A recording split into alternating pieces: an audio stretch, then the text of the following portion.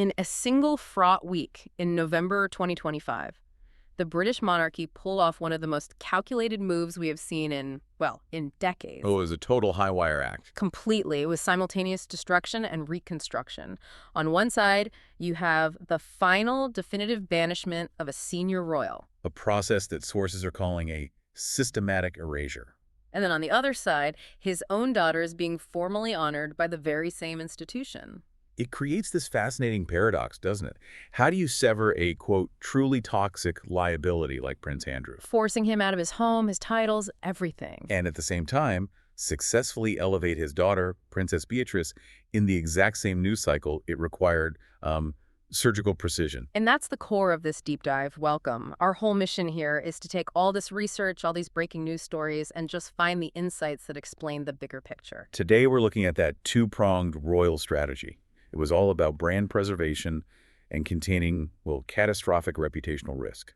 We're diving into the architecture of what we are calling the Sympathy Firewall. A firewall built directly around Princess Beatrice, really to secure her future, just as her father's was collapsing. Okay, so let's unpack this. Yeah. To really get the firewall, we first have to understand just how severe the banishment actually was. I mean, the king's action in October 2025, it was total. It was so much more than just taking away a few patronages. This was about stripping his identity. Right. The sources detail that King Charles III started a formal process to remove all styles, titles, and honors. So we're talking about everything. Everything. The complete removal of his birthright title of prince, the HRH style, all of his peerage titles, Duke of York included. And the sources really emphasize this wasn't just a PR thing. The change was legal. It was absolute. Exactly. He was legally redefined. Yeah. From that moment on, he was to be known only as Andrew Mountbatten-Windsor. Wow. The break was so clean that it even extended to Sarah Ferguson, his ex-wife. She would also stop using her title,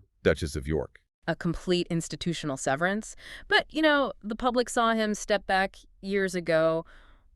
Why the final hammer blow now in late 2025? What was the final straw? Well, the pressures had just built to a tipping point the palace couldn't manage anymore.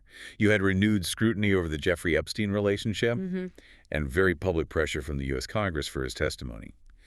But then came the final piece, a posthumous memoir. This was from his accuser, Virginia Giuffre, who had tragically died by suicide earlier that year in April. That's right. And that memoir, it contained truly explosive claims, including the allegation that the prince, quote, believed that having sex with me was his birthright. Oof, once that's in the public domain, I mean. The liability becomes terminal. The brand managers knew it. And this wasn't just symbolic. The eviction notice was served at the same time, right? Right. He was given formal notice to surrender the lease on Royal Lodge. That huge 30-room mansion in Windsor. And move to alternative private accommodation on the private Sandringham estate. So it's a systematic erasure, linguistic and physical, all aimed at brand preservation. Creating an unequivocal boundary. The goal was to make Andrew Mountbatten-Windsor officially irrelevant to the business of the crown. And that strategic erasure was only half the story. The other half, the elevation of his daughter, happened just hours later. If the goal was preservation, they couldn't just give Beatrice any old patronage, could they? No, they had to choose the role for maximum symbolic impact. And they chose the most high-risk, audacious role possible. It's really astonishing. Days after the banishment, Princess Beatrice, who's 37, was appointed Deputy Patron of the Outward Bound Trust. The Outward Bound Trust, and this is the critical context. This was the exact same organization her father had been forced to leave. The one he stepped down from in 2019 after that disastrous Newsnight interview. It's just a textbook strategic replacement. They put her right in the vacancy left by his scandal. And what made the move defensible? You know, what stopped it from being purely cynical PR? Was that Beatrice had a legitimate foundation there. She'd already served as a trustee from 2019 to 2025. That existing link was what made the whole thing work. It's like this triple-layer symbolism. It's incredibly efficient. Can you walk us through how they pulled off 3 strategic wins with just one announcement? Okay, so layer 1 is the simple one. Cleansing the taint.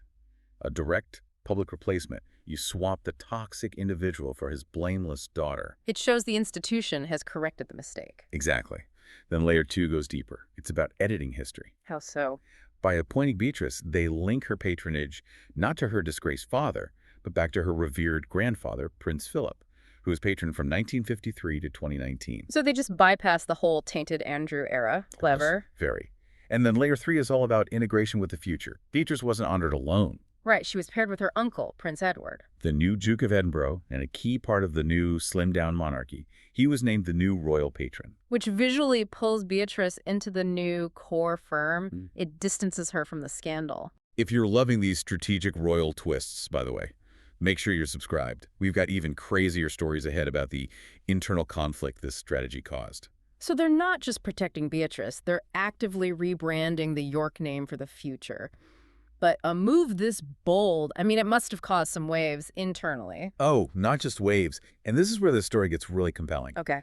The sources we look at reveal a profound strategic disagreement and significant internal friction between King Charles and Prince William over this whole thing. The strategy split them. Right down the middle. Yeah. It gives us this rare window into two totally competing philosophies for the monarchy.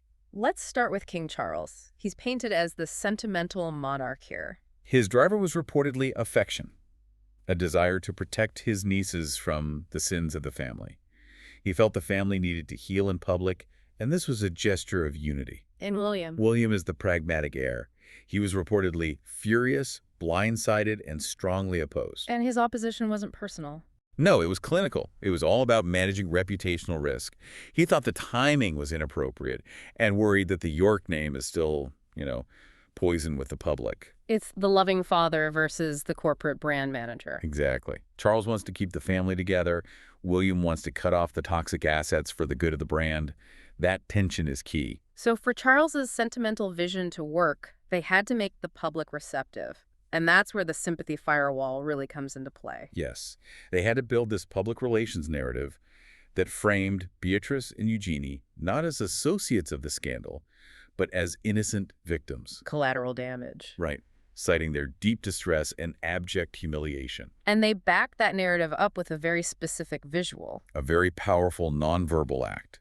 The sources note that the sisters were photographed embracing each other in a hug on the streets of London on the same day as the Outward Bound event. That image of sisterly support, of vulnerability, it makes them look like survivors. And that's the firewall, that reframing.